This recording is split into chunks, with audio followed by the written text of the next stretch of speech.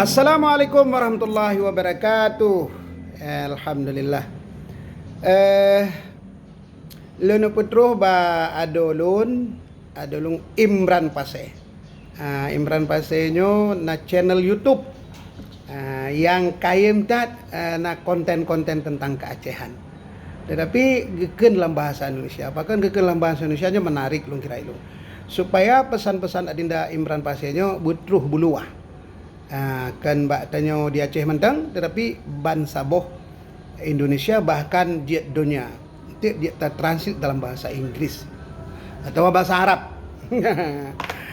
Jadi pesan long kepada adinda Imran yang uronyo VOD ka lumayan. Dak jiet konten-konten adinda Imran itu meliputi wilayah tentang tema sosial, tema lingkungan, juga tema politik. Tentang tema sosial, hal-hal yang menarik long kira itu. Terutama fenomena sosial yang ada di Aceh. Baik kiban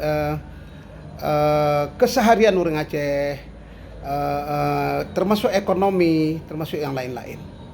Jadi yang contoh, setelah sabuh contoh uronyan program pemerintah untuk gebi meteran untuk saudara-saudara tanyo yang butuh, saudara-saudara tanyo yang duafa, yang sama sekali belum tersambung listrik mesti. Adinda Imran jak kenan.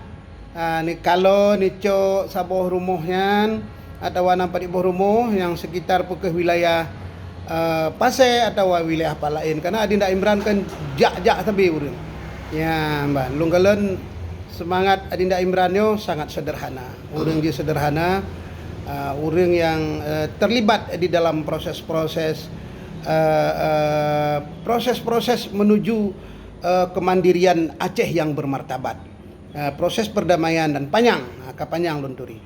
Jadi cicok untuk tema-tema yang lagi nyarupa.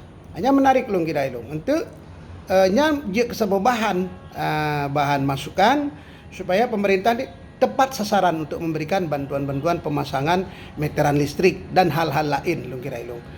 Baik anak yatim, kaum duafa yang lain-lain. Tema lingkungan pi menarik cik lung kira ilun.